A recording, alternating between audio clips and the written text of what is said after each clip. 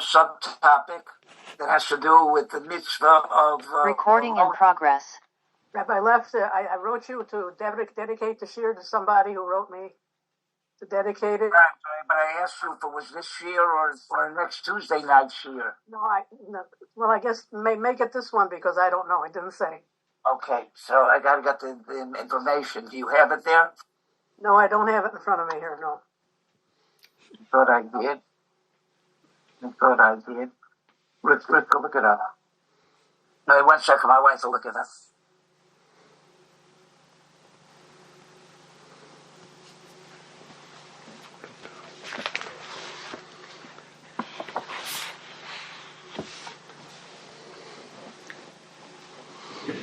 Ben David Yehuda HaKohen Singer, rabbi in Passaic, in Passaic. He spoke in his shul. He ran speaking of the schus of Torah, he was a rav of a shul, and he had almost like a yeshiva for balabatim in his shul, where they learned mamish be'iyum. So it's a covet for us to dedicate the shir le'ilui nishmasa, Rab Shlomo Zalman ben David Yehuda HaKohen Singer. Shir is le'ilui nishmasa. Okay, with all of that, let's get to the shir. Okay. Mitzvah min HaTorah lahalvos kesef. It's a mitzvah in the Torah to lend money to people who need it, and it doesn't make a difference if they're rich or poor, but if they have a reason why they need the cash, start a business or whatever, or to pay back debts. Here, this is not a mitzvah of tzedakah to poor people. It's a special mitzvah to loan money to people who need that money. And not only that, there's also a mitzvah to loan kelim or chafetzim l'nitzrachim lahem. It's not limited to monetary loans, but to lend things. Somebody needs a lawnmower. It's a mitzvah to lend him your lawnmower, or other things that they may need. Bein la'aniyim, bein la'ashirim, and this applies equally to poor people or rich people. It doesn't make a difference. It's not tzedakah. Behetem li'acholis hamalveh u'lemeshech hazman shebefeshuraso. And this depends basically on what a person has the means to lend out, whether it's money or other things, and for the amount of time he has available to lend those things, the money or the objects or whatever. B'chlal ha-mitzvah, included in this mitzvah, hashalas svarim. Lend people svarim that they need, that they can't buy, or they don't want to buy, or whatever, and they need those svarim, and you want to lend it to them for a short amount of time. Chafetzim or machshirim, or other kinds of utensils, or machines, or whatever that people need.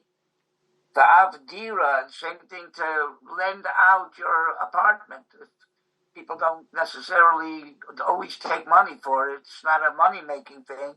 Somebody needs a place for Shabbos, for a Sheva Brachos, or whatever. They need rooms. Lending out rooms in your home is also a kind of mitzvah. Or to lend your car. That's something that's beyond my comprehension.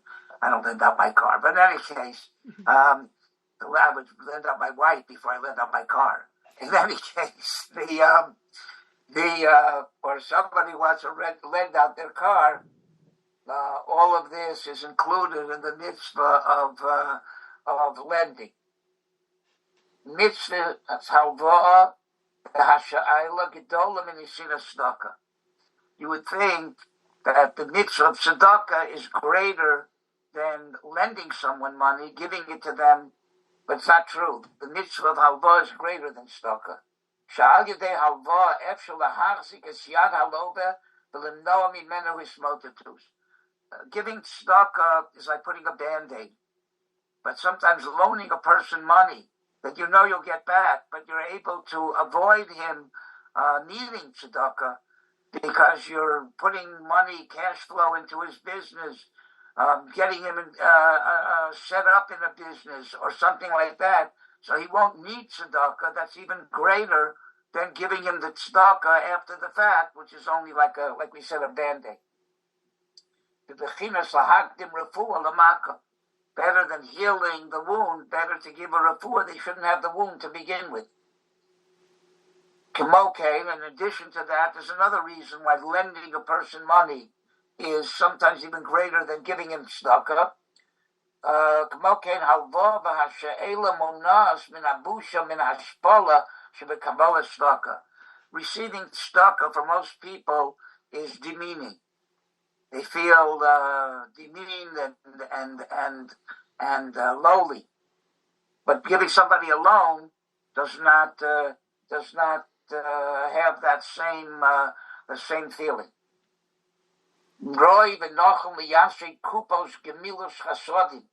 It's proper to have in a community free loan societies.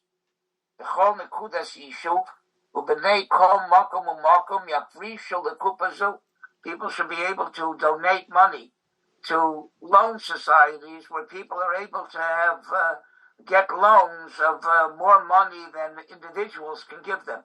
If there's a fund that is supported by many individuals in a community, so that fund can give bigger loans than individuals can give.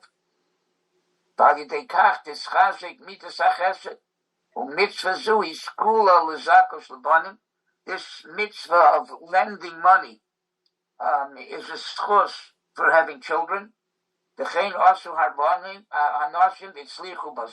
Many people created free loan funds, either for themselves or as a cooperative of a community, and saw a tremendous bracha from it. Okay. But the main reason that people give this is in order to be mekayim the mitzvah, not for the yeshuos that come from it. Even if no yeshuos ever come, but you did a mitzvah, and the yeshua will come, if not in this world, will come in the next one. Okay, we don't make a bracha, however, on giving a loan, just like we don't make a bracha on many mitzvahs that depend on someone else receiving for the mitzvah to be a mitzvah, because maybe the person will at the end back out and not decide he doesn't want the loan. That's one reason. Another reason is that things that even goyim do. The goyim also loan money to other people. Mitzvahs usually begarim lechavero, that people do even not because the Torah said to do it, but because that's a social norm. You can't say Asher Kiddishanu b'mitzvosav v'tzivanu, that specifically we're doing it because HaKadosh Baruch Hu commanded, because people do it even without any commandment. Even though you may be doing it because of the commandment, but it's hard to say that shows the extra kedusha of Klal Yisrael, that we do these mitzvahs because even goyim do similar things. So on that you don't make a bracha. Okay. Halva b'shona mitzdaka ein badin shel ad chomesh minachasa. We learned the laws of tzedakah that a person should not give more than a fifth of his assets to tzedakah for fear, unless he's extremely wealthy, or it's for other exceptions that we mentioned then, for fear that he himself will become poor, and people will say, hey, you see, if you give tzedakah, you become poor. So the Chacham said you shouldn't give more than a fifth of your assets in tzedakah. But when it comes to lending things, you can give more than a fifth because you're going to get the money back. And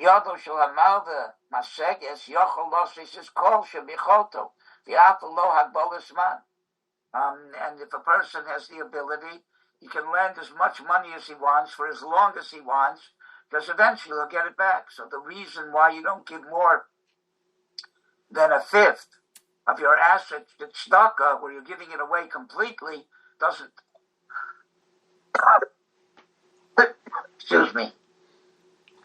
apply to lending.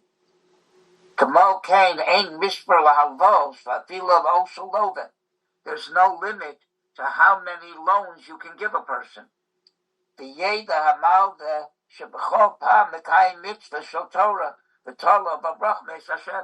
every time you make a loan, even to the same person, but it's a different loan, it's a different mitzvah. So a person can accrue many, many mitzvahs by loaning out money to various people. You're not mechuyev. If somebody comes for a loan and you don't have money available, you're not required to fulfill that mitzvah. You don't have to go loan from somebody else to make a loan to a third party. If you don't have the money available, you're putter from loaning what you don't have. If you want to do it, you can do it. It's midas chasidus, but you're not required.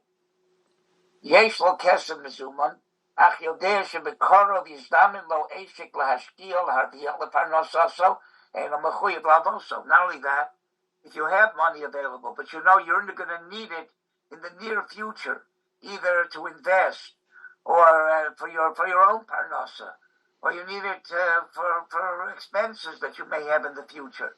You're not required to loan that money out since it's considered not available, since in the near future it's not going to be available. Also, lilvo shalol tzorech rak kedei lisasek or lisachek b'ksofim derech himur asher derech klam avim lidei bizbuz o ibud mammon rab. If you know somebody's borrowing money and they don't really need it, they need it because they want to gamble or some other frivolous reason. So people who borrow money for frivolous reasons usually go into debt. You're not doing them any favor by loaning them money.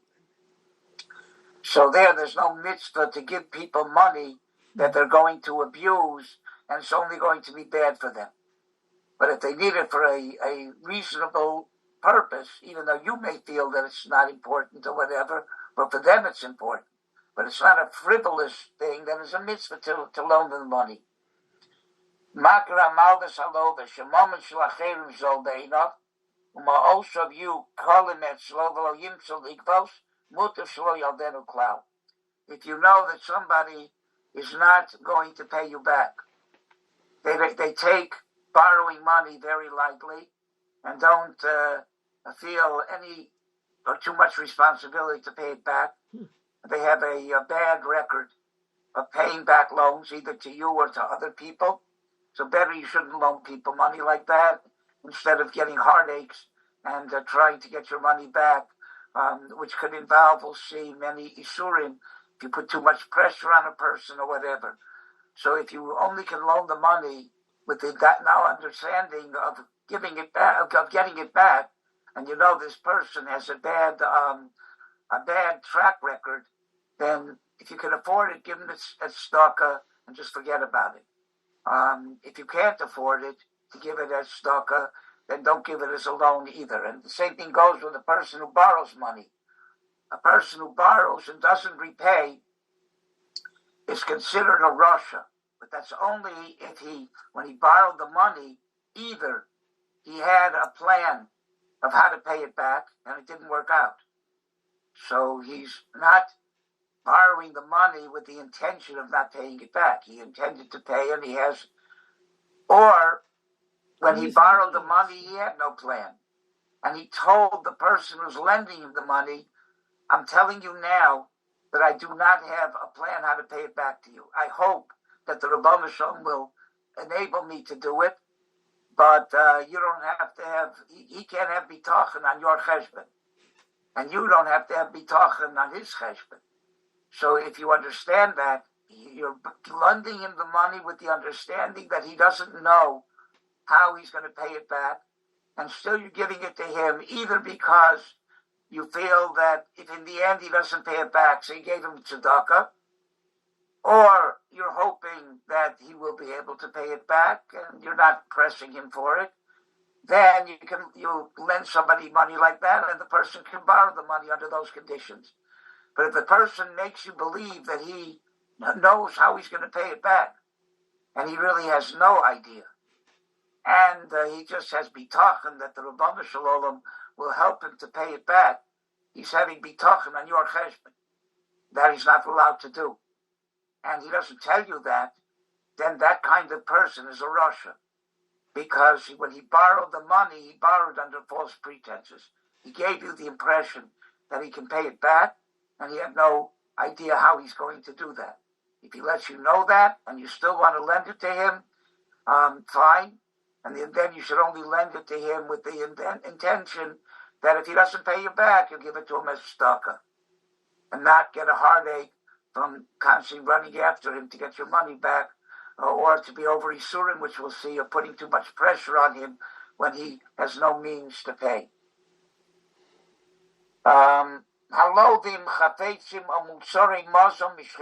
People who borrow food, products from their neighbors, right? Can you loan me a cup of sugar, a few eggs, or whatever? There are people that do that constantly. It's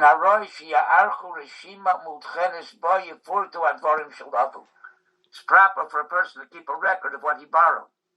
Because if you do this all the time and you don't keep a record, you're never going to pay back people that you borrowed these things from.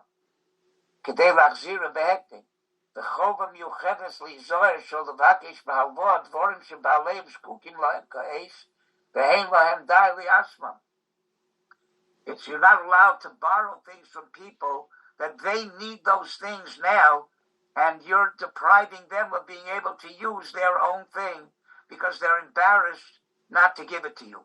That's called a suda sheina maspekas l'bayla. It's called like eating by somebody and eating knowing that they don't have enough food for their family, and you're accepting an invitation that they gave you only because they're embarrassed not to let you eat, and you're depriving them of what they really need. Same thing if you accept loans of food items or whatever that the person really needs for their own family, but they're embarrassed not to give it to you, and they're going to deprive themselves of that thing, then that's the same thing as eating at their table knowing that they don't have enough to go around, and they're just embarrassed not to let you eat or not to invite you or whatever.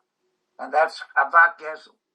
That smells already from stealing, because you're taking something from someone they really don't want to give you, or only giving it under duress because they're embarrassed to say no. So a person should be careful with that.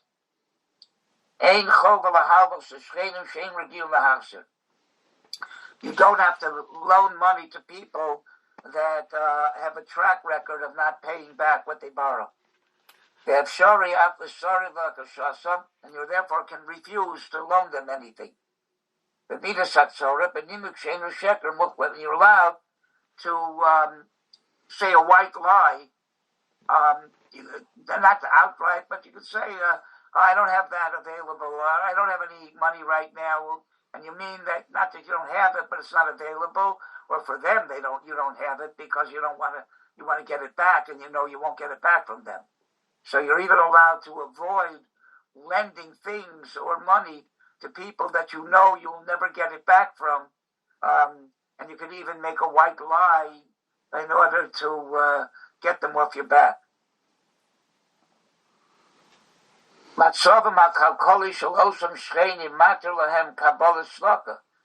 people that have the right to take tzedakah, they're poor. Right? Yesh liros mirosh in matan halva kit tzedakah.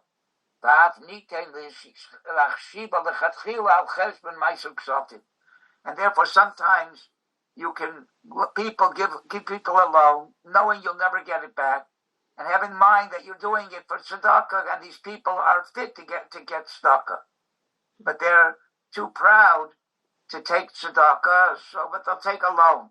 So you can give a person like that a loan with the intention that you know you're not going to get it back, and your intention is really to give them tzedakah. If they pay it back, fine. But if they don't, you can count that for you, Ma'aser Ksotim, and it counts as a mitzvah of tzedakah. Mm-hmm. So basically what you should do is the following. Say, I'm giving this as a loan. I would like to get it back. I'm not mochel. But if, in fact, they can't give it back to me, and they're the kind of people that are fit to receive tzedakah, then I'm giving it as tzedakah, on condition that they can't pay it back. If they can't pay it back, I'm not mochel it, and I'll take it back. It's not, You're getting a present. You don't have to tell them that you don't want it back at all, unless you want to give them tzedakah. But you can give it to them, let them think it's a loan.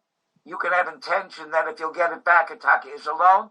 If in the end you don't get it back, then you intended to give it as tzedakah from the beginning, and you can take it off your ma'aser ksafim. Okay. Stop with that. Any questions on that? If not, we'll go to the next part of the shura. Is the concern about pressuring someone into lending, is it similar with tzedakah? If Rav Lepp asks one of his talmidim for money, well, the person might feel pressured to give even though he can't afford it. Does the Rav have to be careful about that?